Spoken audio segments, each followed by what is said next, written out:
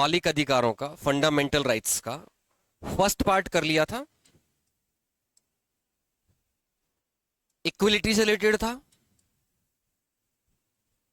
यानी समानता से संबंधित था। और ये कहां से कहां तक था? आर्टिकल या अनुच्छेद 14 से 18, 14 टू 18। अब उसके बाद में सेकंड पार्ट स्टार्ट होता है, और सेकंड पार्ट क्या है? राइट टू फ्रीडम, आजादी की बात करेगा ये।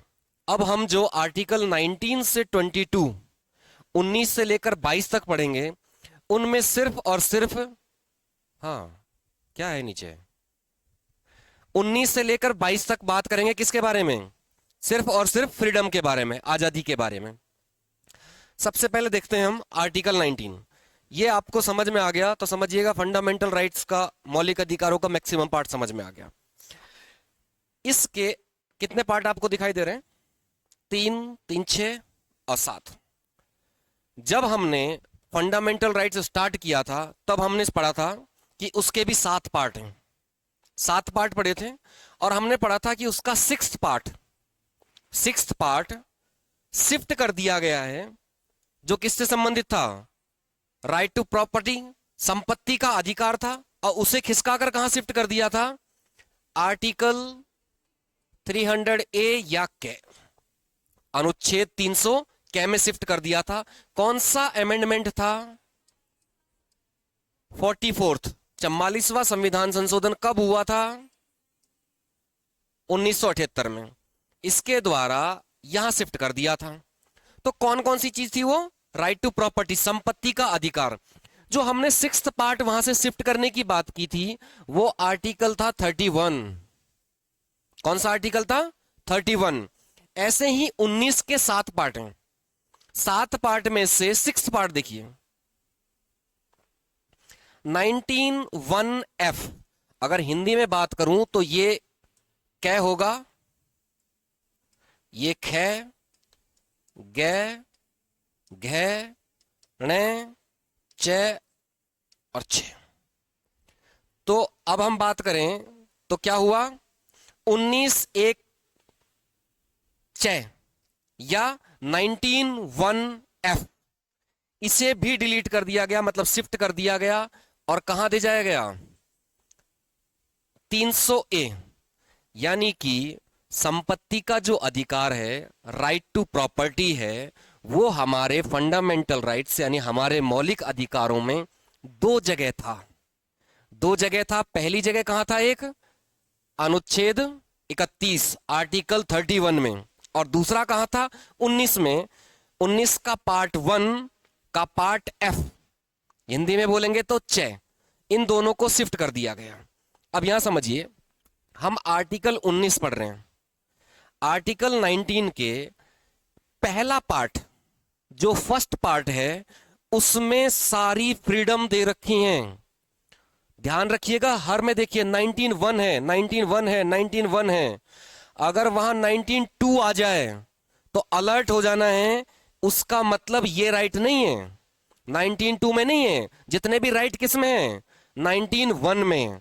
19(1) में सारे अधिकार दिए गए हैं। अब पहले अधिकार हम समझ लेते हैं, किस में दिए गए हैं? 19(1). 19(1) में हम पढ़ेंगे सारे अधिकार। तो 19(1) का पार्ट 1, जिसे हम क्या बोलेंगे? ए। इसमें हमें दिया गया है, राइट दिया गया है, स्पीच और एक्सप्रेशन, यानी वाक और अभिव्यक्ति की स्वतंत्रता दी गई है। मतलब हम कुछ भी बोल सकते हैं और कुछ भी अभिव्यक्त, एक्सप्रेस कर सकते हैं। जब हमें बोलने का अधिकार दे दिया गया है, तो यहां एक्सप्रेस, अभिव्यक्त करने का अधिकार क्यों दिया गया है? जो बोल नहीं सकता या कोई बोलना ना चाहे, बोलने के अधिकार में ही चुप रहने का अधिकार शामिल है। समझ में आया? बोलने का अधिकार आपको है तो ना बोलने का अधिकार भी आपको है। मतलब मैं नहीं बोलना चाहता, लेकिन मैं किसी का विरोध करना चाहता हूं, किसी को अपोज करना चाहता हूं, तो मैं क्या करूंगा? काला झंडा दिखा दूंगा। मैं शांति चाहता हूं तो व्हाइट फ्लैग, सफेद झंडा दिखाऊंगा। तो मतलब हम एक्सप्रेस भी कर सकते हैं, किसी को चिढ़ाने के लिए अपना मुंह बना सकते हैं, या किसी की सहमति में अपनी गर्दन हिला सकते हैं। तो मतलब ना केवल स्पीच का राइट है बल्कि एक्सप्रेशन का भी राइट है। मतलब आप कुछ भी बोल सकते हैं और कुछ भी अभिव्यक्त कर सकते हैं, इसकी आजादी है। क्या कुछ भी नहीं। अब हमें एक एक राइट दिया जाएगा और वो साथ के साथ छीन लिया जाएगा, साथ के साथ ही छीन लिया जाएगा। अब इस पर रीजनेबल रेस्ट्रिक्शंस लगी हुई हैं, युक्ति युक्त निर्बंधन, वर्ड है रीजनेबल रेस्ट्रिक्शंस या युक्ति युक्त निर्बंधन, वो लगे हुए हैं। और इस पर लगे हुए हैं 19(2) में, और 19(2) में यानी 19(1)(a) क्या दिया हुआ है? बोलने की आजादी। उस बोलने की आजादी पर जो बैन लगा हुआ है, वो बैन कहां पर है? 19(2) 19(2) में लगा हुआ है। किस बेसिस पर लगेगा वो समझिए। क्या पैरामीटर हो सकते हैं उसके? तो देखिए, राष्ट्र की एकता अखंडता, राज्य की सुरक्षा, या लोक व्यवस्था।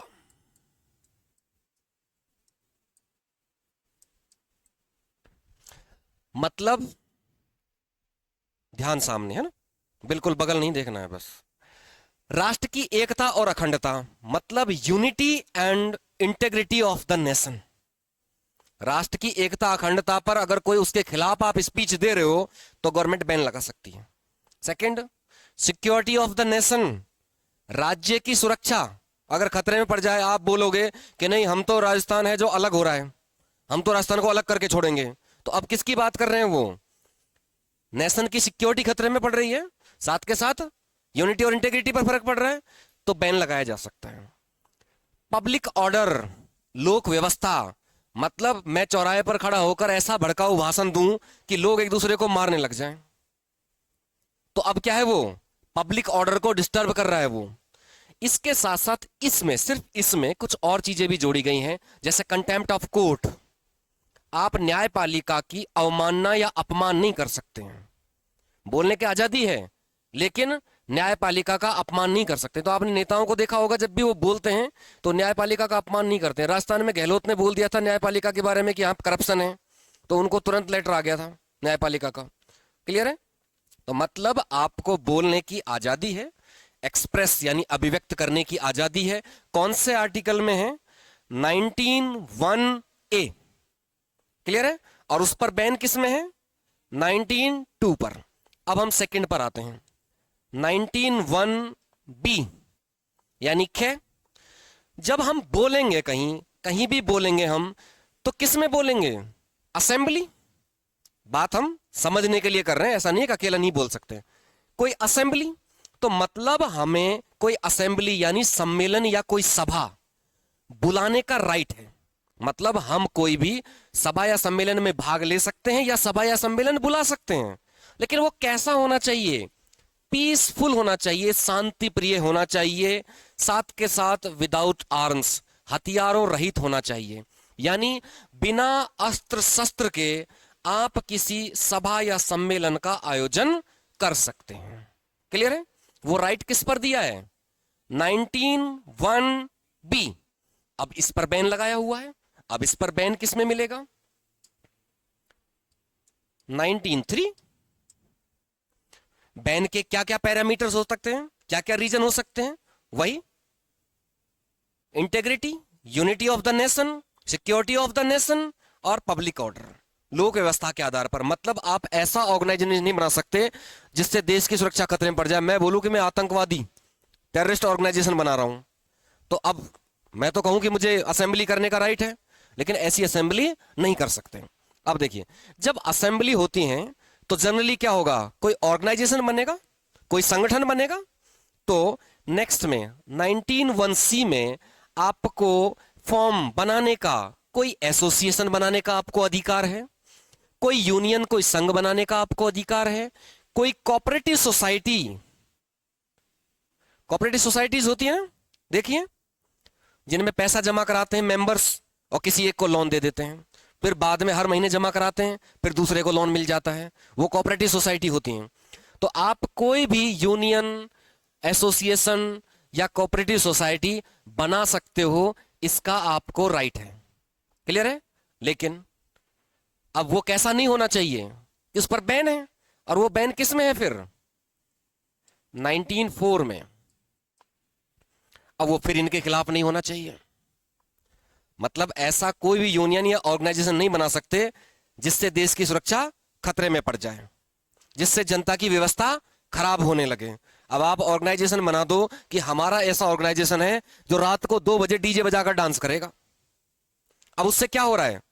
देश की सुरक्षा खतरे में नहीं पड़ रही है उससे, लेकिन जनता की जो पब्लिक ऑर्डर बना हुआ है कि रात को जनता सोएगी, सुबह उठेगी, अपना काम करेगी, तो वो डिस्टर्ब हो रहा है।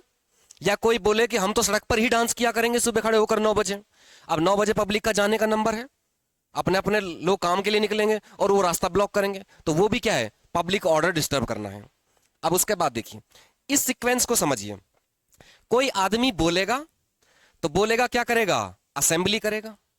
असेंबली करेगा तो कोई ऑर्गेनाइजेशन बनेगा। लोग कोई ऑर्गेनाइजेशन बनाना होगा तो क्या करेंगे? कोई स्पीच देंगे किसी ऑर्गेनाइजेशन बैठ करके सम्मेलन में, और फिर एक ऑर्गेनाइजेशन बनाएंगे। तो इन तीनों का एक सीक्वेंस है, पहले बोलने की, फिर कोई असेंबली या सम्मेलन करने की, और फिर कोई संगठन बनाने की। एक सीक्वेंस हो गया। अब उसके बाद हम नेक्स्ट सीक्वेंस देखते हैं। उसके बाद कहां से चालू हो रहा है? 19(1)D या डे, घे मतलब। अब इसमें देख रखा है मूव फ्रीली, मतलब बिना किसी बाधा के घूमने की आजादी। कहां पर? पूरे हिंदुस्तान में, through out the territory of India. Bharat का जहां भी एरिया है उस पूरे एरिया में आपको फ्री घूमने की आजादी है। मतलब आप आराम से कहीं भी आ सकते हो और जा सकते हो। अगला इसी के साथ साथ जुड़ता हुआ देखिए, 19(1)E, इसमें दे रखा है कि आप कहीं भी, किसमें? पूरे देश में, पूरे देश में कहीं भी आप रह सकते हो। हाँ, नींद पूरी नहीं है, तो वो क्या करेगा? कहीं भी रह सकते हो। अब वो रहना परमानेंट हो सकता है या टेम्परेरी हो सकता है, मतलब स्थायी या अस्थायी। स्थायी ये हो गया कि मेरा जहां मूल निवास है मैंने घर बना लिया और वहां रहना स्टार्ट कर दिया, या किसी जगह में गया और 6 महीने के लिए मैंने कमरा किराया लिया और वहां रह लिया। तो दोनों तरह का रहना, मतलब फ्री घूमने की आजादी है और कहीं भी देश में बस जाने की। जब घूमता हुआ आदमी जाएगा तो कहीं थकेगा तो क्या करेगा? वो रहना शुरू करेगा। तो सीक्वेंस याद हो जाएगा। अब इन दोनों पर जो बैन लगाया गया है वो दे रखा है 1905 में।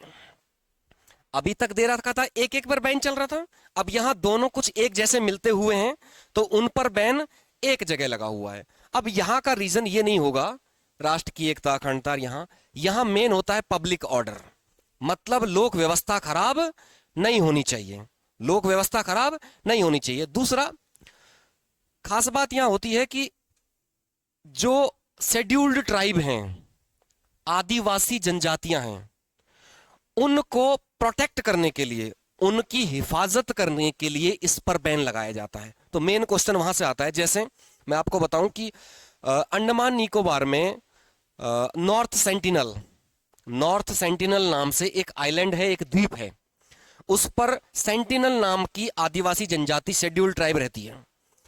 उस शेड्यूल्ड ट्राइब, उस क्या नाम है, द्वीप पर लोगों का जाना बैन किया हुआ है, क्योंकि वो लोग आज भी तीर भाले से चलाकर काम चलाते हैं, मछलियां पकड़ करके खाते हैं, नारियल को ऐसे पकड़ के नाखूनों से ऐसे खोल देते हैं, है ना। इतने कमजोर लोग हैं वो, समझ सके, नेचुरल लोग हैं वो। तो नारियल जिसको हम हथौड़े से, तलवार, पता नहीं क्या क्या चीजों से तोड़ते हैं, उसे वो पकड़ते हैं और ऐसे खोल देते हैं। अगर कोई हेलीकॉप्टर भी वहां से गया है तो वो भागकर तीर मारने की कोशिश करते हैं। तो शुक्र है उनके पास राइफल नहीं है। तो अब उनको प्रोटेक्ट क्यों करना है? उनकी अपनी एक लैंग्वेज है, वो हमसे बहुत साल पीछे जी रहे हैं, तो उनके पास वो बीमारियां नहीं है जो बीमारियां हमारे पास हैं।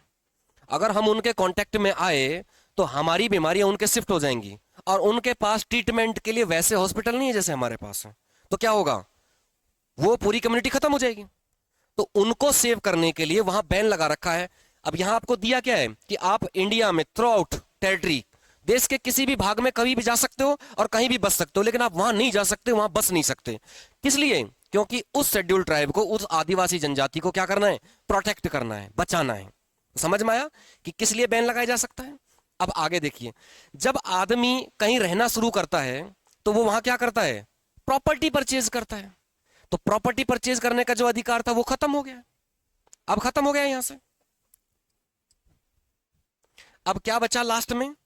आप कोई भी प्रोफेशन, कोई भी व्यापार चूज कर सकते हो, या अपना कोई भी कैरियर चूज कर सकते हो। मतलब आप ये चाहो कि भाई मैं तो कबाड़ी की दुकान ही खोलूंगा, तो अब ये आप प्रोफेशन चूज कर लिया। आप अपना कैरियर चूज करो कि मैं डॉक्टर बनना चाहूं, मैं इंजीनियर बनना चाहूं, या ये मैं बनना चाहूं, तो आपको पूरी आजादी है कि आप क्या बनना चाहें, या आप कौन सा प्रोफेशन चुनना चाहते हैं, वो आप खुद चूज कर सकते हैं। लेकिन क्या इसकी भी कोई लिमिट है? इसकी भी लिमिट है। इसकी भी लिमिट है। उसका लिमिट का क्या रीजन है? पब्लिक ऑर्डर, लोक व्यवस्था खराब ना हो, प्लस हेल्थ, स्वास्थ्य खराब ना हो। मैं यूं कहूं कि मैं तो गांजा बेचूंगा, अफीम बेचूंगा रोड पर खड़ा होकर, राइट दिया हुआ है मुझे, लेकिन उससे क्या होगा? उससे पब्लिक हेल्थ खराब होगी, है ना?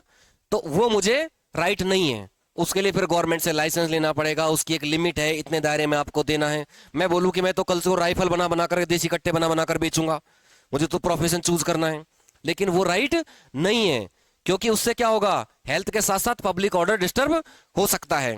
तो समझ में आया? अब इस पर जो बैन, इन दोनों पर जो बैन लगाया गया था वो किस में लगाया गया था? 1906 में। लेकिन ये तो खत्म हो गया, तो अब बैन किस पर है? इस पर बैन रह गया। तो आर्टिकल 19 अनुच्छेद 19 किसकी बात करता है? फ्रीडम, स्वतंत्रता की। कितने टाइप की फ्रीडम है आर्टिकल 19 में? 6 टाइप की, 6 तरह की। मौलिक अधिकार, फंडामेंटल राइट, कितने हिस्सों में बांटे हुए हैं? वहां भी 6 टाइप में बांटे हुए हैं। 7 में बांटे थे, लेकिन संपत्ति का, प्रॉपर्टी का राइट हटा दिया गया। ऐसे ही आर्टिकल 19 में कितने थे? पहले 7 थे, अब कितने रह गए? 6 रह गए। अब जितने भी आपको राइट दिए हैं वो कौन से में? आर्टिकल 19 के कौन से पार्ट में? पार्ट 1। आर्टिकल 19 का पार्ट 1। पार्ट 2 में क्या है? बैन। 3 में बैन, 4 में बैन, 5 में बैन, 6 में बैन। क्लियर? राइट सारे 1 में है, बैन सारे 2, 3, 4, 5, 6 में है।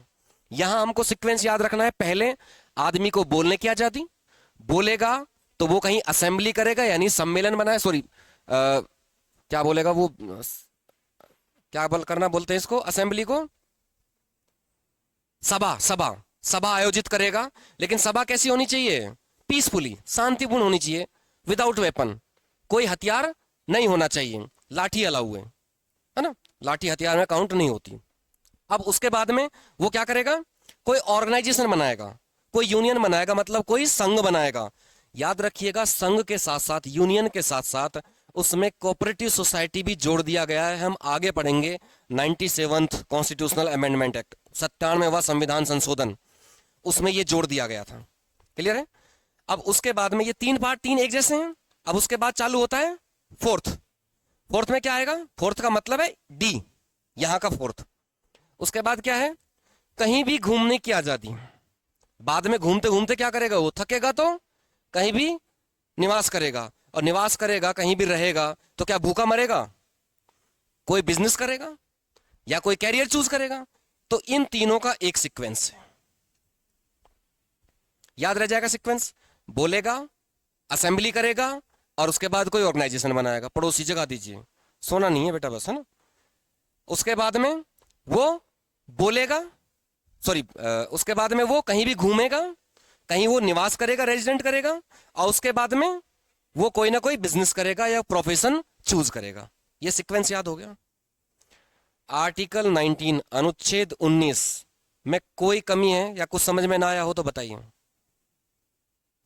बस ये गलती मत कर देना, जब आपको वहां बोला जाएगा ना freedom to speech and expression is given, या बोलने की और अभिव्यक्ति करने का अधिकार निम्न में से किस अनुच्छेद में दिया हुआ है, तो आपको शुरुआत में ही ऑप्शन मिलेगा 19 एक, उसी में एक ऑप्शन मिलेगा 19(1)(a),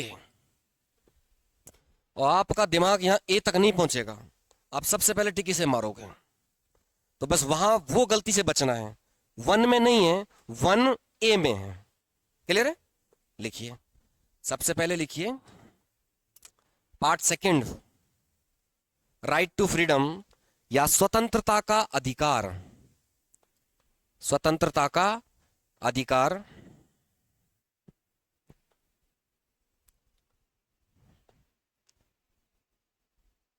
कौन से आर्टिकल मिलेंगे इसमें? आर्टिकल 19 to 22, 19 से 22। अब सबसे पहले हम लिखेंगे आर्टिकल 19 अनुच्छेद 19। अब हेडिंग डालिए अनुच्छेद 19।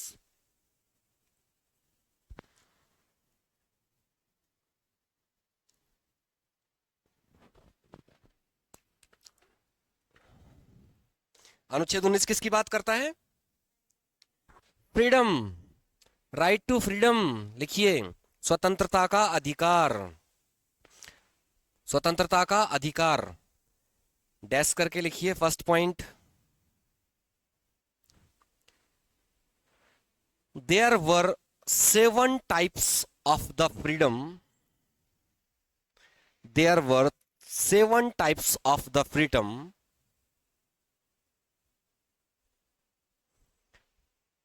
पहले 7 प्रकार की स्वतंत्रताएं दी गई थी, but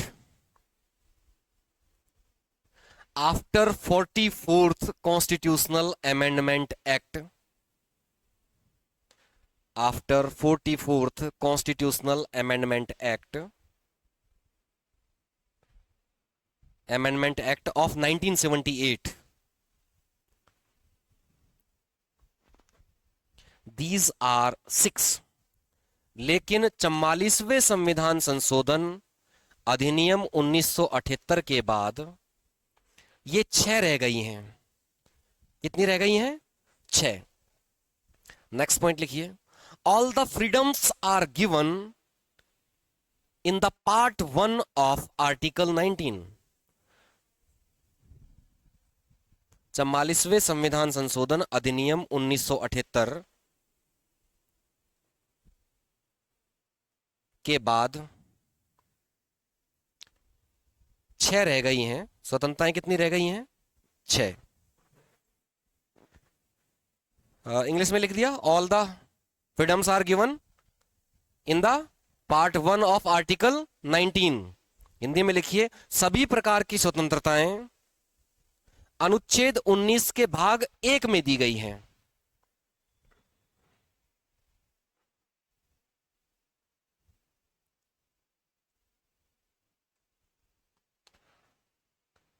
next point, all the reasonable restrictions, all the reasonable restrictions are given in part 2, 3, 4, 5 and 6, are given in part 2, 3, 4, 5 and 6 of article 19। सभी प्रकार के प्रतिबंध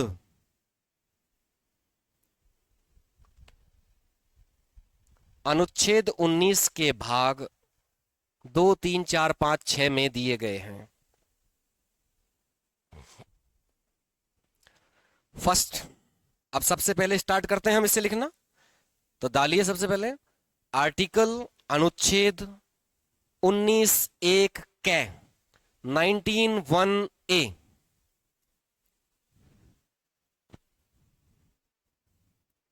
डैश क्या दिया हुआ है? Freedom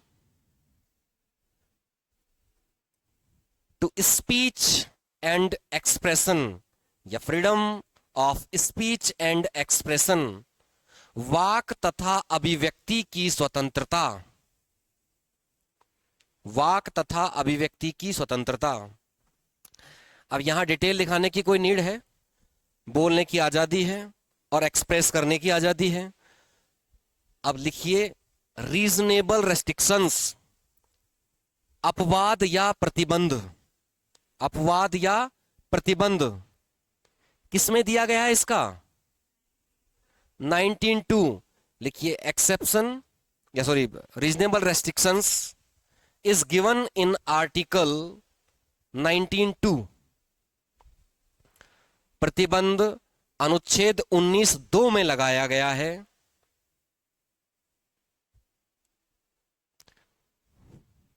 base of the restrictions या रीजन ऑफ द रेस्ट्रिक्शंस या प्रतिबंध के आधार, ये जो प्रतिबंध लगाया जाएगा उसके क्या बेस होंगे, क्या आधार होंगे उसके? राष्ट्र की एकता और अखंडता, unity and the integrity of the nation.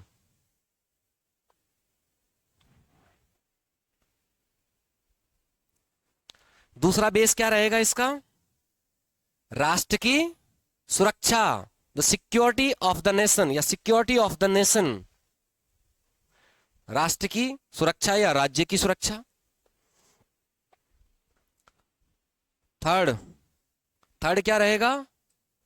लोक व्यवस्था, public order, public order. Next यहीं पर सिर्फ इसी में आएगा, आगे दो में रिपीट नहीं होगा। लिखिए contempt of court, contempt of court, न्यायपालिका की अवमानना।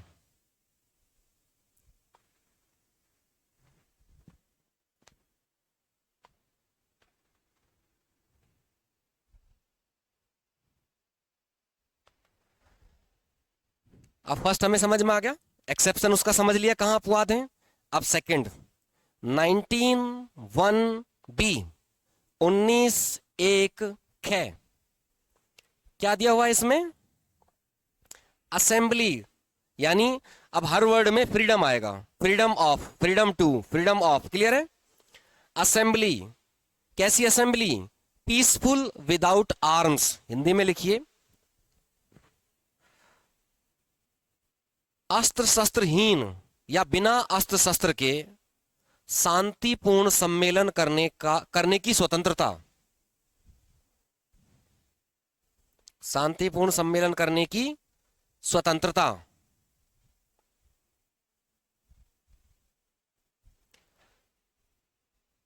अब यहां याद रखिएगा कि आपको कोई असेंबली करने का तो राइट है, लेकिन स्ट्राइक, हड़ताल करने का अधिकार इसमें शामिल नहीं है। कि आप सोचो कि यूनियन बना करके हम स्ट्राइक करें, तो स्ट्राइक करने का अधिकार इसमें शामिल नहीं है। अब इसके क्या हैं? एक्सेप्शन, अपवाद या रीजनेबल रेस्ट्रिक्शंस किसमें दिए हुए हैं? 19(3) अनुच्छेद 19(3) और उनके बेस क्या हैं? फोर्थ बेस मत लिखिए, का जो लिखाया था कंटेम्प्ट ऑफ कोर्ट या न्यायपालिका की अवमानना, वो नहीं लिखना है, बाकी तीन लिख लीजिए। राष्ट्र की एकता अखंडता, unity and the integrity of the nation, security of the nation या स्टेट यानी राज्य की सुरक्षा, और थर्ड पब्लिक ऑर्डर यानी लोक व्यवस्था।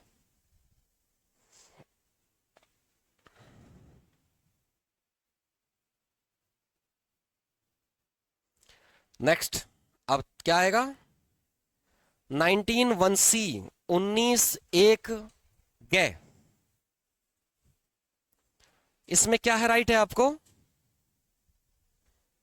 कोई इंस्टीट्यूशन बनाने की, कोई यूनियन बनाने की, form an assembly, sorry association, union and या और कोऑपरेटिव सोसाइटी, यानी कि संघ,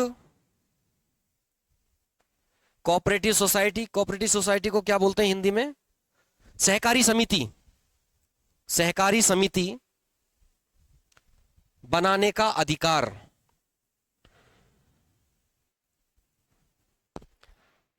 अच्छा, अब ये राइट भी कैसा है? इस पर भी बैन है। अब इस पर बैन किस में दिया हुआ है?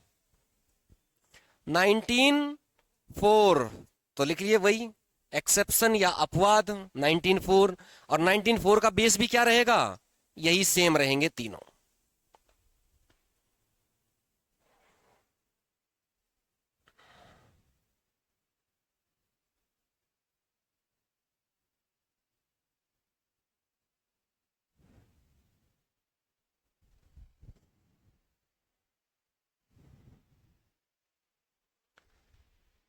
नेक्स्ट, उसके बाद में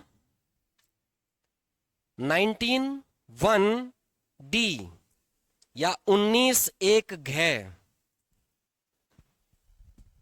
पूरे देश में निर्बाध या बिना किसी बाधा के भ्रमण करने का अधिकार, freely move freely through out the union territory of the India, यानी देश में कहीं भी निर्बाध यानी बिना किसी बाधा के घूमने का अधिकार। अब यहां रेस्ट्रिक्शन मत लिखिएगा, यहां लिखिए नेक्स्ट 19(1)(e) 19(1)(d) और उसमें क्या है, देश में कहीं भी निवास करने की आजादी, कैसा, रिजाइड या सेटल होने की आजादी देश में।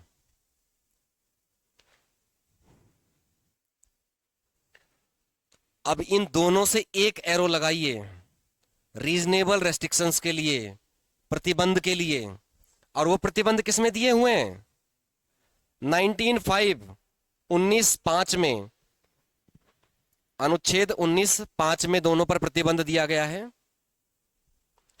और उसके बेस क्या हैं, अब उसके बेस सेम नहीं होंगे, अब है उसका बेस दो, लिखिए मेन, पब्लिक ऑर्डर लोक व्यवस्था,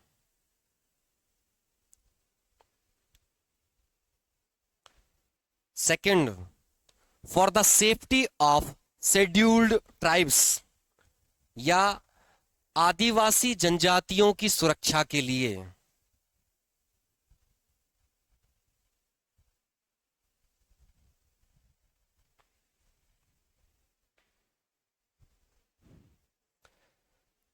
यहां तक clear.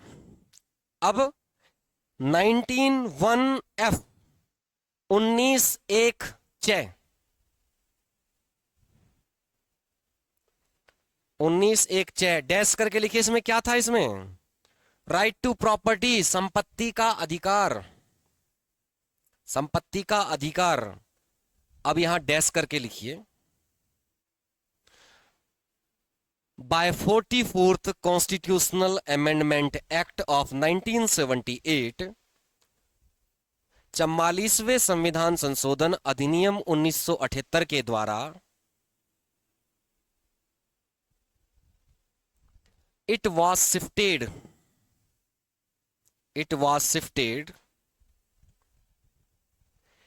into Article 300A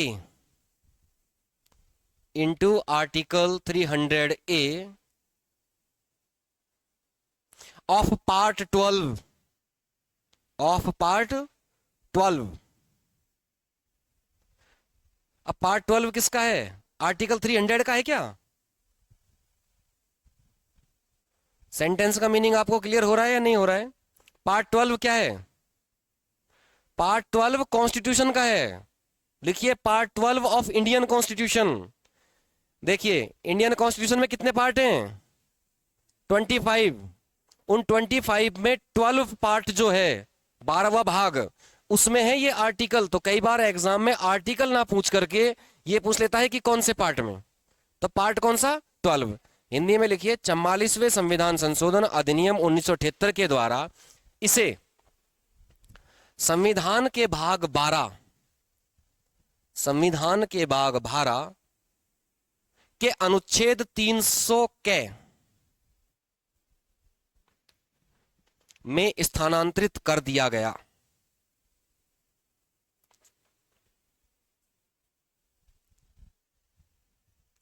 next line लिखिए, इंपॉर्टेंट। नाउ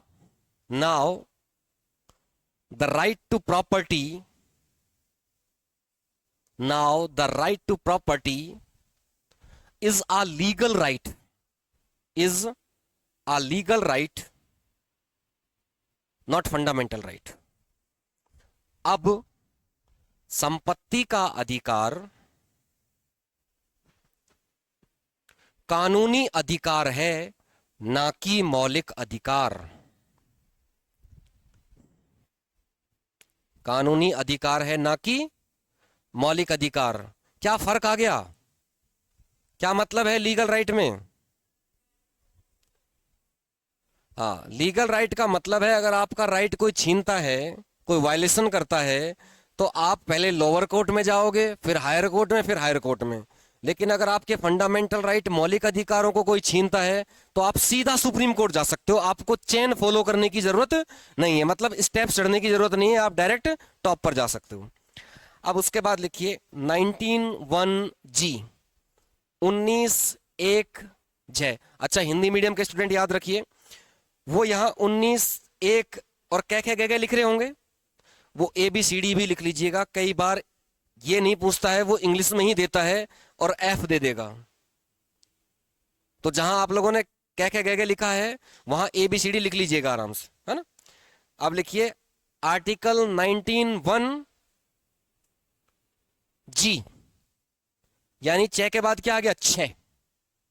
इसमें क्या दिया हुआ है, फ्रीडम किस चीज की, प्रोफेशन, ऑक्यूपेशन, कोई ट्रेड, कोई बिजनेस चूज करने का अधिकार। हिंदी में लिखिए व्यापार। अब देखिए हिंदी में एक वर्ड थोड़ा टफ है, मैं वो लिखा देता हूं, मीनिंग समझा देता हूं, और उसका दूसरा सिंपल लैंग्वेज में वर्ड भी लिखा देता हूं। एक वर्ड है वृत्ति, ये लिखा मिलेगा। इसका मतलब होता है कैरियर, कैरियर चूज करने का अधिकार। तो लिखिए व्यापार तथा वृत्ति, और ब्रैकेट में लिख लीजिएगा कैरियर। व्यापार तथा वृत्ति, चुनने की या अपनाने की स्वतंत्रता। अब इस पर बैन कहां लगा हुआ है, 19(1)(6), 19(6), सिर्फ 19(1) आ गया, सीधा सा मतलब है वहां सारे राइट हैं। ठीक है, लिखिए प्रतिबंध या अपवाद, रीजनेबल रेस्ट्रिक्शंस कहां पर है, अनुच्छेद 19(6), 19(6). अब इसके बेस क्या हैं, लोक व्यवस्था, पब्लिक ऑर्डर, और दूसरा हेल्थ, स्वास्थ्य। अब आप याद रखना है, बिजनेस की जहां बात आ गई, मतलब ऐसा बिजनेस नहीं कर सकते जिसकी हेल्थ खराब हो जाए। मैं बोलूं कि भाई मैं तो दूध का बिजनेस करूंगा, लेकिन दूध में सारा नकली बनाऊंगा, व्यापार करने का अधिकार है ना मुझे, तो मैं सारा नकली बनाऊंगा, तो अब किससे क्या होगा, लोग बीमार होंगे। तो वो राइट नहीं है, वो बैन है। तो लिखिए फर्स्ट रीजन क्या है, पब्लिक ऑर्डर, लोक व्यवस्था। दूसरा है हेल्थ, हेल्थ किसकी, पब्लिक की, स्वास्थ्य।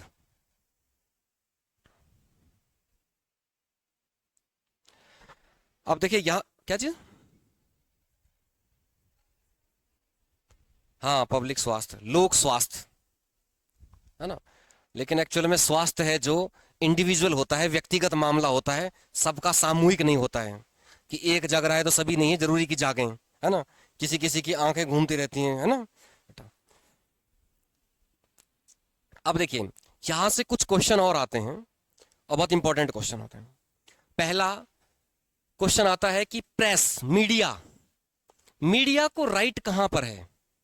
दूसरा, घर में झंडा फहराना, फ्लैग होस्ट कर सकते हैं घर पर, उसका राइट कहां पर है। तीसरा, राइट टू इंफॉर्मेशन, सूचना का अधिकार, वो कहां पर है। ये तीनों ही अधिकार 19(1)(a) में दिए हुए हैं। तो मीडिया कुछ भी लिख देता है, कुछ भी बोल देता है, तो वो किस पर है, इसी पर है। लेकिन वो भी देश के खिलाफ नहीं बोल सकता उस तरह से। क्लियर हो गया।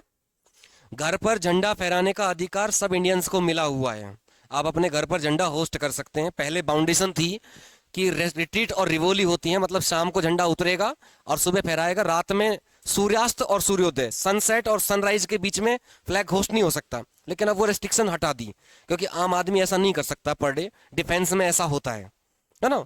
तो मतलब आप झंडा होस्ट कर सकते हैं, तो वो क्या है, एक तरह का एक्सप्रेशन ही तो है कि मेरी फीलिंग है कि मैं इंडियन हूं, और अपनी फीलिंग को मैं नेशनल फ्लैग से एक्सप्रेस कर रहा हूं। सीधा है ना, घूम धनिया, आंख घूम रही है ना, 5 मिनट की बात है, समझ में आया। तीसरी चीज क्या बताई, राइट टू इंफॉर्मेशन, सूचना का अधिकार। आप किसी चीज पर बोलने का तो अधिकार रखेंगे, तो बोलेंगे कब? जब आपके पास सूचना होगी। तो इंफॉर्मेशन का राइट भी उसी में है। अब आप नीचे लिखिए एक नोट।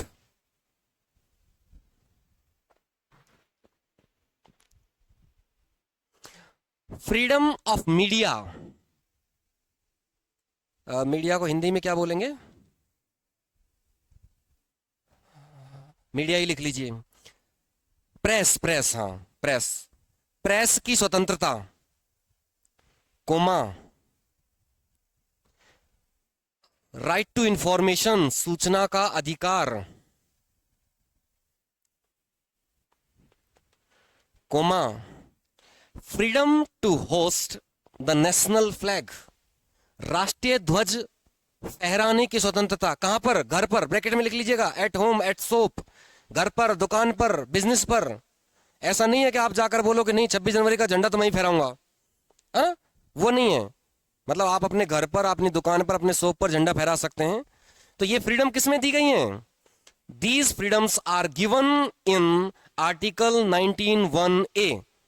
ये सारी स्वतंत्रताएं अनुच्छेद 19(1)(a) में दी गई हैं। अच्छा, अब आरटीआई एक्ट है, कब लागू हुआ? ये क्वेश्चन बहुत बार आया है। डेट पूछता है, एग्जैक्ट डेट। 5 कौन सा 5? जनवरी, फरवरी? 2005 तो है। डेट क्या है?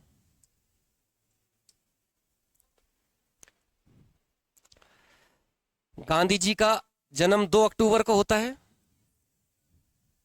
2005 कंफर्म है, 2005 में आया था। इसके 10 दिन बाद कर दीजिएगा। क्लियर है? 2 अक्टूबर को गांधी जी का, उसके 10 दिन बाद याद रख लीजिएगा। तो 12 अक्टूबर 2005 को, तो जहां आपने लिखा है राइट टू इंफॉर्मेशन, सूचना का अधिकार, वहां डैश करके लिख लीजिए, एरो लगाकर। 12 अक्टूबर 2005 से लागू है, या इंप्लीमेंटेड, एनेक्टेड, या came in the force on 12 October of 2005।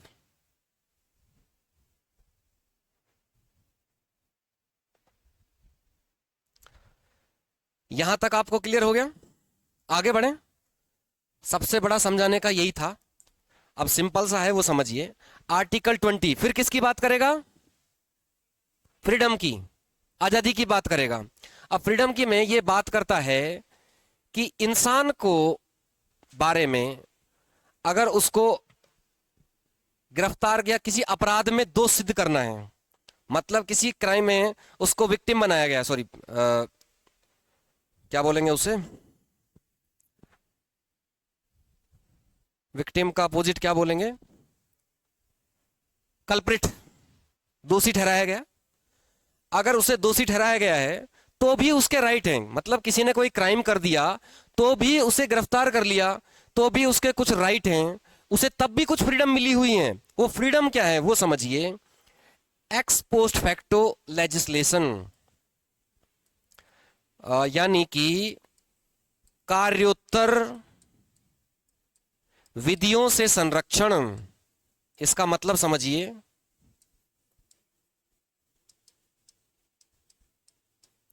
कार्योत्तर मतलब जब काम किया, कौन सा काम? अपराध, क्राइम किया। जिस समय क्राइम किया उस दिन जो लॉ लागू था उस लॉ के अकॉर्डिंग ही उसे पनिशमेंट दी जाएगी, ना कि उसके बाद बने हुए किसी लॉ से। जैसे 1 जनवरी है, 1 जनवरी को यह समझिए 31 दिसंबर है, 31 दिसंबर है, और किसी आदमी ने कोई क्राइम कर दिया और उस क्राइम की पनिशमेंट उस दिन जो लॉ इंप्लीमेंट था उसमें 5 साल थी। 1 जनवरी से कोई नया लॉ चालू हो गया, नया कानून बन गया और उसमें थी 10 साल। अब उसका पनिशमेंट उसको कब दी जाएगी? साल, 2, 4 साल, 5 साल बाद में। तो अब कौन सा लॉ रहेगा? 10 साल वाला। तो अब आप 10 साल के अकॉर्डिंग उसे पनिशमेंट नहीं दे सकते। जिस दिन उसने क्राइम किया है उस दिन जो कानून था उस कानून के अकॉर्डिंग ही पनिशमेंट दे सकते हो। ये उसे फ्रीडम है। दूसरी चीज इसको समझते हैं, डबल जियोपार्डी, यानी कि दोहरा दंड। एक ही गलती के लिए 2 बार पनिशमेंट नहीं दे सकते। ऐसा नहीं है कि जैसे बच्चों के साथ होता है कि स्कूल में गुरुजी ने पीट दिया और घर कंप्लेंट चली गई तो घर वालों ने पीट दिया, तो गलती एक बार की, पनिशमेंट 2 बार मिली। तो यहां क्या है, अगर किसी ने पनिशमेंट कर दी, उसे सजा एक बार है 4 साल, अब वो जेल से रिहा हो गया, तो ऐसा नहीं है कि बाहर पुलिस वाले बैठे हैं कि तू बाहर कैसे आ गया, चल पकड़ के वापस ले गए, तो तूने क्राइम किया था, दोबारा भी जेल चल तू, तो उसी क्राइम के लिए दोबारा नहीं दे सकते। तीसरा, सेल्फ इंक्रिमिनेशन, मतलब खुद के खिलाफ गवाही देने के लिए बाउंड नहीं किया जा सकता किसी को। जज पूछता है ना क्या यह अपराध आपने किया है, तो लोग वो बना कर सकता है कि नहीं किया मैंने, तो मतलब उसे बाउंड नहीं कर सकते, ये नहीं कह सकते कि तू ही था, तू ही था। ऐसे समझिए कि पहले एक बार पुलिस 3-4 देशों की देखी गई कि भाई कौन पुलिस है जो बहुत अच्छे से काम करती है, तो एक शेर छोड़ दिया गया जंगल में, अमेरिका की पुलिस गई और उसने जाकर के कुछ घंटों में शेर को पकड़ कर लिया। बाद में दूसरे किसी देश की पुलिस गई, वो उससे ज्यादा घंटे में लेकर आ गई पकड़ करके। बाद में इंडिया की पुलिस छोड़कर देखा, दिन गया, 2 दिन गया, 4 दिन गया, पुलिस नहीं आई वापस।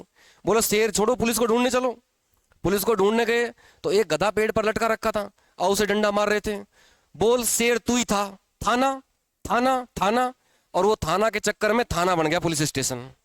अब बोलते हैं ना थाना थाना, तो वही मतलब डा मार के तू ही थाना, तू ही थाना। तो मतलब इस तरह से, और इसीलिए पुलिस की जो गवाही है, वो पुलिस के सामने जो हम बयान देते हैं, वो क्रिमिनल जो देता है वो कोर्ट में एडमिसिबल नहीं है, मान्य नहीं है। तो मतलब खुद के खिलाफ खुद को गवाही देने के लिए बाउंड नहीं किया जा सकता। तो मतलब अपराध की दोष सिद्धि में भी कितने तरह के राइट पावर हैं, 3 तरह के राइट मिले हुए हैं। मतलब उस समय जो लॉ है उसी के अकॉर्डिंग पनिशमेंट होगी, 2 बार पनिशमेंट नहीं हो सकती। और खुद के खिलाफ चाहे उसने खूब क्राइम कर दिया, खूब मर्डर कर दिया, लेकिन खुद के खिलाफ बाउंड नहीं कर सकते कि तू बोल थाना थाना। समझ में आ गया? लिखिए आर्टिकल 20 अनुच्छेद 20,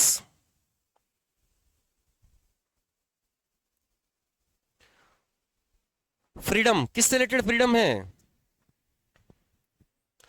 हिंदी में लिखिए पहले, अपराध की दोष सिद्धि के संबंध में स्वतंत्रता या अधिकार, अपराध की दोष सिद्धि, conviction of the crime, freedom related to conviction of the crime. कितनी तरह की हैं? 3 तरह की।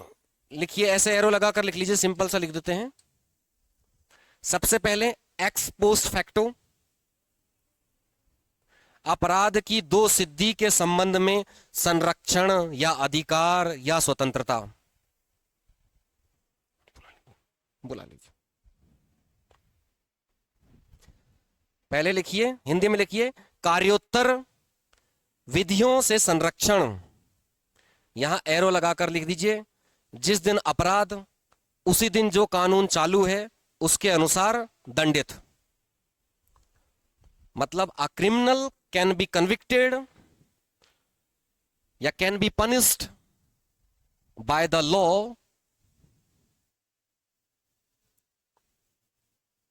विच is active on the day of crime, यानी अपराध वाले दिन जो कानून लागू है वही के अनुसार दंडित किया जाएगा।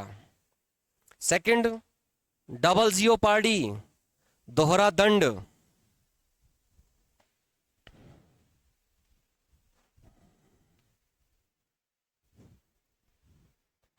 Criminal can not be punished twice for the same crime, अपराधी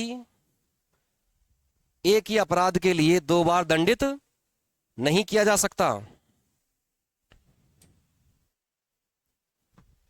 और सेल्फ इंक्रिमिनेशन, खुद के खिलाफ गवाही देने के लिए बाउंड नहीं किया जा सकता।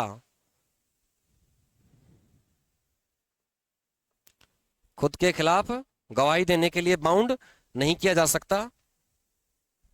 A person can not become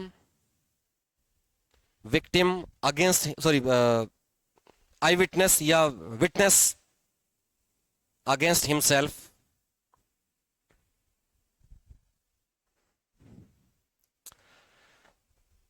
तो चीजें क्लियर है।